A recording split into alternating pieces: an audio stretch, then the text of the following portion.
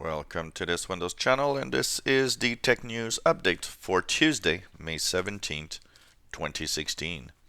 Today in our Tech News Update, we have Findface in Russia. There's kind of a controversy with this new app. Findface, basically what it does is that you use your smartphone, and when you take a picture of somebody on the street, anybody, it actually can tell you who that person is. And the more details you have on the internet, the more details they have about you. And now there's a lot of people saying, well, this is kind of a nightmare for privacy and human rights. This has been something for a long time. There was even Google that was talking about an app that would identify the people that you meet on the street.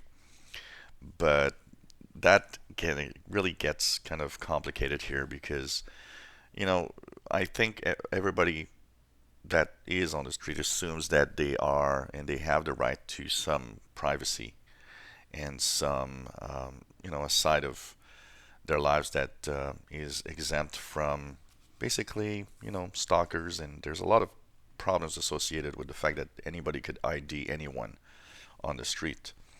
So this is apparently a very popular app in Russia, and it's soon probably to happen here.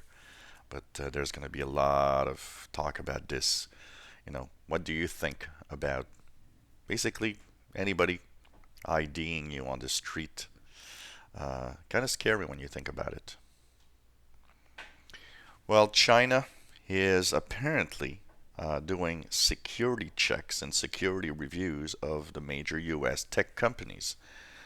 From what we know, Apple, Google, Microsoft, all of these companies have been reporting that China does regular checks. And some people kind of saying that, well, these regular checks look more like spying on US tech giants more than just security checks by the information that they require. So, that's the price of being in China, basically, and doing business in China. There's a good side to it, but you know what? Authorities want to know more and more about everyone. If you're on a insider preview for Windows 10 Mobile, well, the build 14342 is now available for your mobile. So you just have to check it out. You have to be in the fast ring for Windows 10 Mobile downloads, and you'll have it available. It was released late yesterday. Well, OneDrive Universal Windows app is now available in the store, and I have actually just downloaded and tried it out. So, of course, I'll probably have a review of this in the coming days. Um, so, finally, here works, equally across platforms, phone, tablet, PCs. We were waiting for this one for a little while, and it's nice to see that finally it's here. OneDrive Universal app in the Windows Store. Microsoft has released a little bit more information yesterday about how the notifications will work in Edge, talking about the technologies that will be used behind websites. Basically, Edge will actually have the possibility of, for example, taking your favorite website, and if the website is engineered in that fashion, it will be able to send you updates. So, for example, if you have a news website, you'll be able to have news updates from that website through Microsoft Edge. So that's going to be interesting, and you know what? I'm looking forward to that. I think having some tech news updates, for example, for me in the notifications from Edge could be an interesting idea. Twitter is looking at the possibility of removing links and pictures from the 140 character requirement. Now, basically, the way it works right now is if you put a link to a website in your Twitter feed, the number of characters that are in that URL count as a character for Twitter. And since there's 140 characters, if the URL is long, it might actually really make it very, very difficult for you to basically say what it is. And I do that often on some of my on my Twitter feed, and sometimes it is kind of complex. So by removing the links from the 140 characters, that could be interesting because you could now say what you want, have your hashtags, and then put the link. Same for the pictures. If you put a picture right now, it counts as a character.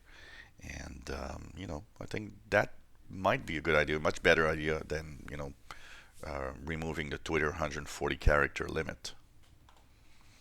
If you are using Norton products, the core of Norton in every product of security of Norton was affected here because it's in the core of the antivirus, in the core of the security software.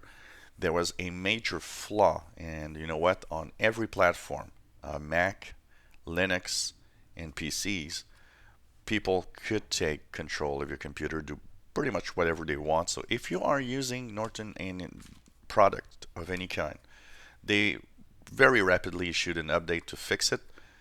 Just make sure that you run the Norton live update and that you update your products, because this flaw is apparently probably already exploited in the wild, and it is a major flaw. It's one of those, probably in the scale from 1 to 10 of flaws, it's a 10.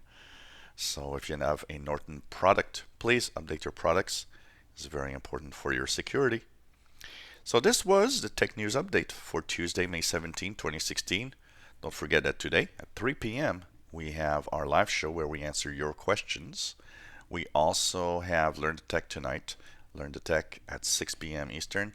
We will talk about life in the universe and the technology used to detect life in the universe. And hopefully you enjoy our shows. And if you do, please subscribe, give us thumbs up. And if you have any comments, questions, or suggestions, let us know.